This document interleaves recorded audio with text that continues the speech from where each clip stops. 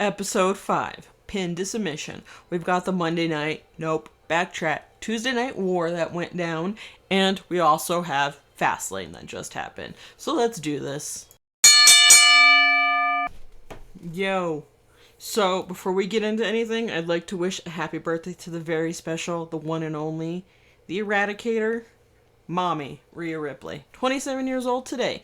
On top of the world. Women's world heavyweight champion. Heavyweight champion? Women's world champion. Whatever you want to call it. Happy birthday, Rhea. Everything, all the love you're getting today, you deserve it. But I don't want to forget another birthday of another one of my favorites. Another Big Brother super fan. Happy birthday to the one and only Ricochet. Yep, he shares a birthday with Mommy, so hey, happy birthday, Ricochet.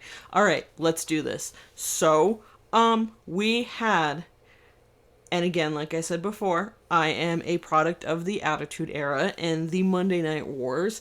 Yesterday we had what's dubbed the Tuesday Night War. NXT, normal night, Tuesdays nights. Well, the other company, AEW, and their flagship show, Collision, what is it, Rampage, whatever it is, I don't even care, moved to Tuesday night. It usually is on Wednesdays, but they put it last night for whatever the reason may be, and it literally sparked the Tuesday Night Wars.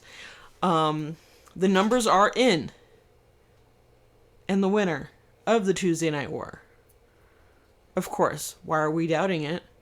NXT, WWE, NXT. Now here's the thing. NXT and Shawn Michaels had to pull all the stops out. They had to pull so many wrestlers. They pulled all kinds of main event people. They had surprise guests. They weren't going to go down fighting. And they did it. They won. Final numbers reported today by Sean Ross Sapp. AEW viewership, 608,500 viewers. Obviously, give or take a few here or there, but 608,000 viewers. Just over 500,000 viewers. NXT's numbers, 920,500. Just under 1 million viewers. And that's just like the start of it, man. Like, it was I watched NXT because, again, WWE loyalist, or whatever you want to say here. I did record AEW and kind of skip through some of it because there's a few things I wanted to check out and we'll talk about. But there wasn't a shadow of doubt in my mind that WWE was not going to win this Monday Night War.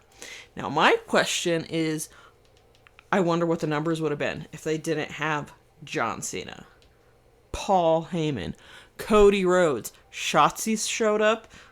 We had a quick appearance by Solo Sikoa. Of course, Mommy and Dom were there. Dom's the North American champion. But the teaser that we had gotten all week happened.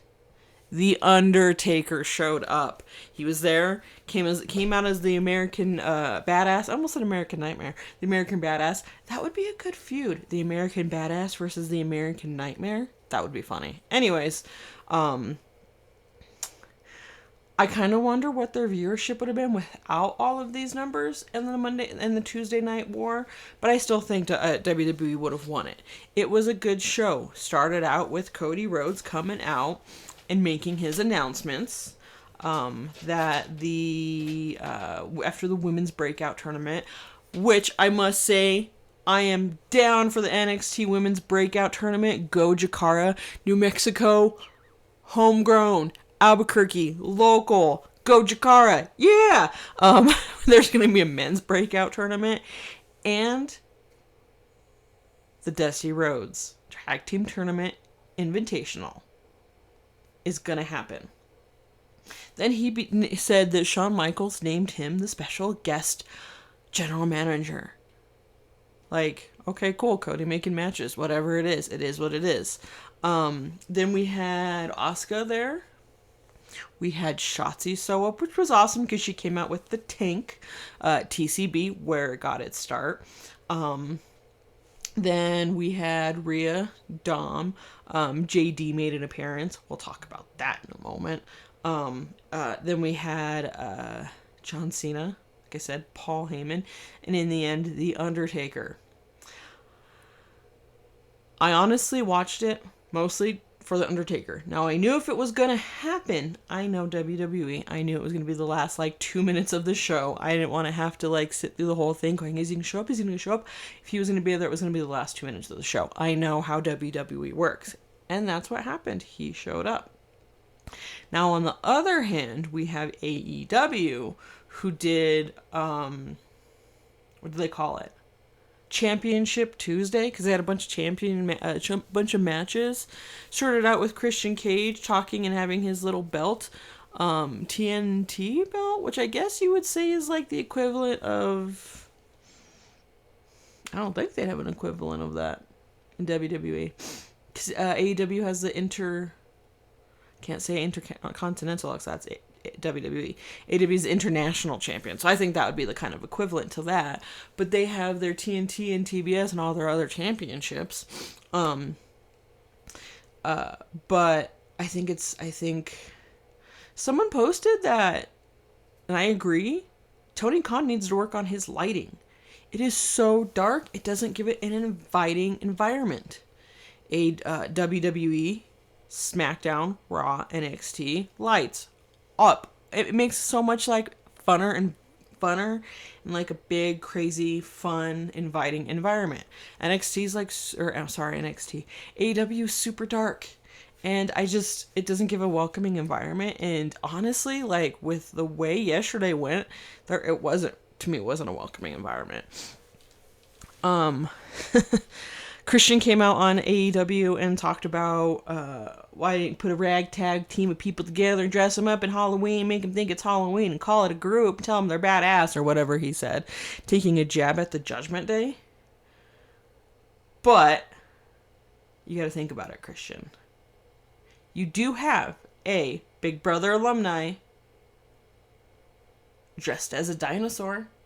What's worse, getting a group of ragtag people, dressing them up like it's Halloween and telling them they're badass because they are badass, or getting some reality show guy who was a wrestler beforehand over to AEW and put a dinosaur on him and call him a Luchasaurus, call him a dinosaur. It's the same damn thing, Christian. Don't start. And again, Big Brother superfan here. I know this shit. But we are going to yeah, that was insane. I think it's stupid that he says that shit. But real quick, disclaimer, we're about to talk a little political for a moment. I'm not going to try to get political on my podcast. I'm not going to be political about anything. However, Tony Khan and AEW, Juice Robertson, whatever his name is, took it too far last night.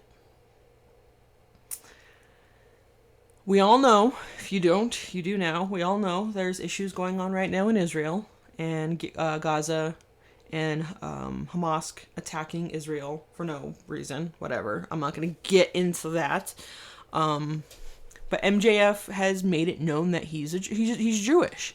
And he posted, I want to say yesterday or a couple days ago, about how he prays before his matches and he's a proud Jew.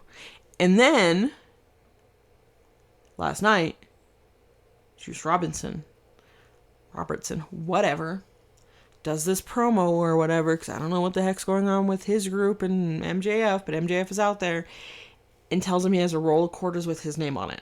Now, for context, MJF made it in a promo known a while back that he was bullied as a kid, and people would throw quarters at him because he was Jewish, and it's a sore spot for him.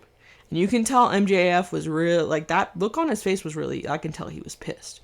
So whoever in AEW approved that, not the right time. TMZ's even reported on it at this point. That was just, I think with the hot mess AEW is turning into be, it doesn't look like their matches are very well put together. The end of the show yesterday was just a bunch of guys jumping each other. Shit's not being put together right. That was the last straw. It's horrible. Why would you do something like that within the time that's happening? What's going on in the world now? I think it's bullshit. Political rant over.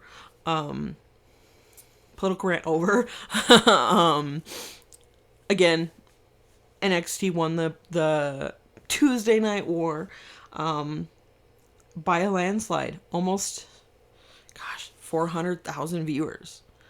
Again, I would like to see what NXT would do up against AEW in that same situation without Shawn Michaels pulling the big names out and see how it goes. I know AEW still will lose and WWE NXT will win, but I still want to see how that goes. So that's what that is. Now we're going to kind of switch paces now. We're going to talk about the premium live event, Fastlane.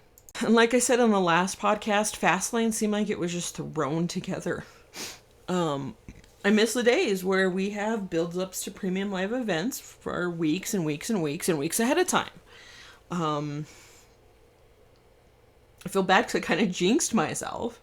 I said I want the Judgment Day to win, but maybe they're going to lose, and it's going to be a good way for Damian Priest to cash in. I didn't want it to happen. I did not want fucking Judgment Day to lose. It sucks. I was pissed. Hashtag pissed. Because you get JD coming out, trying to help. He takes the briefcase and goes to hit, I don't know what did Damian have Cody Rhodes, I think? Yeah, Damian had Cody Rhodes on the fucking announcer's desk. And JD takes the briefcase to go to hit Cody Rhodes. Cody Rhodes moves and hits Damian Priest's knee. His knee's injured. Like, him not being cleared to wrestle last week or 2 weeks ago is legit, and now we know why. He must have done something to his knee, like strained it, pulled it, whatever. But that happened. Then Finn's in the ring, and a modified 1D Cody cutter happens. A 1D cutter, I guess is what they're calling it. I don't know. And we have new tag team champions. A team who literally gets thrown together a week, 2 weeks beforehand is now new fucking tag team champions. Like, it's bullshit. Now, I'm glad Rhea got Finn and Damian a rematch on Monday Night Raw for the season premiere. It's just bullshit. And we'll just say the press conference afterwards. Jay and Cody Rhodes being drunk. Yes, while it was very freaking hilarious, it was funnier than shit. To me, it was a little unprofessional that they were drunk. Still funny as shit, though. Those guys are going to be a good tag team together. They tried doing they did a promo on Monday, and I'm like, it's not going to be funny if they're not drunk. Because the Yeats and the Ruffs and are from the drunken photo promo shoot or drunken press conference is going to be forced on a real promo, and it's not even, it's going to look fake. So yeah, that kind of sucked. The rest of the matches weren't really great. We still have the same. Io Sky still won. The Seth Rollins, Shinsuke Nakamura last man standing match was really good. Right beforehand, Damian Priest is like he's going to walk out and cash out. They tell him no, it's not the time. He doesn't need to be rushing it. Rhea takes the briefcase from him. I thought, well, hey, just because Rhea took the purple briefcase doesn't mean he still has the green one. Maybe he'll still try to come out and cash in. The pay-per-view, the premium live event, the last man standing match was good. A lot of back and forth, but I don't know. It honestly ended early. It ended before my time, 9 o'clock, which is usually premium live events go past 9 p.m.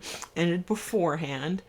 I mean, it makes sense. There was 5 matches, and every match had a 10-minute video package. Like, hey, how about putting 10-minute video packages? Let's give us another match. It is what it is. Like I said, that was the most poorly put together premium live event ever. A lot of back and forth. I thought it could have gone a little bit longer, though. Like, Shinsuke doing good, then Seth doing good, and then Shinsuke's down, and Seth's down, and back and forth, and back and forth. And then Seth does the drop on the floor, and 1, 2, 3, 4, 5, 6, 7. Seth barely stands up. 9, 10. Shinsuke's still down. End of match. Like, last man standing matches is usually like they're done. Not like Shinsuke is trying to stand up. And Seth is like barely standing up, and then the match is over, and it's like, yeah, woo, how excited, yay, I won. I still wish. I mean, I get why he didn't, because he's probably legitimately still hurting his knee, but I think Damien could have cashed in. I think if it was more of an all-out brawl where Shin was down, Seth was barely up, not barely up, and then yay, it would have been a good time for him to cash in. But we'll see how that goes. We've got some premium, or not premium, season premieres starting this week. SmackDown. Triple H is going to make an announcement. Probably going to be about War Games. Survivor Series being War Games again. Monday we have a couple of matches. The boys get their rematch. I hope they get their belts back. But we'll see. I like that they actually did build up already a match for the next pay-per-view in 3 weeks. Premium live event in 3 weeks. Crown Jewel in Saudi Arabia. We got Seth Rollins versus Drew McIntyre. I think they should give it to Drew. He deserves it. It is his time. Seth needs to take a break. Let Seth take a break. He is a workhorse. He's a fighting champion. But I think Seth needs to take a break. And so Drew McIntyre definitely deserves it. Drew McIntyre deserves it. Damian Priest deserves it. But we'll see how that one goes. I think Drew should win that belt, be champion for a while, but then obviously then Damian Priest is going to go after Drew McIntyre and Shari Cherry, but I'm here for that, and I hope Drew McIntyre... I don't know, man. I kind of want Drew McIntyre to win and be a champion for a long time. He deserves it, but I really want my man Damian Priest, Senior Money in the Bank, to get a belt because they are riding high on him right now. He's on the run of his lifetime, and they are pushing him. So we'll see what happens, but yeah, that was this week. Kind of a quick, short podcast. Again, Monday night, sorry, backtrack. Tuesday Night Wars. WWE won it. I think we should do this more often, though. Like, back and forth. Just like the Attitude Era. Like I said, I'm a child of the Attitude Era, so we'll see what happens. I'll catch you on the flip side. Peace.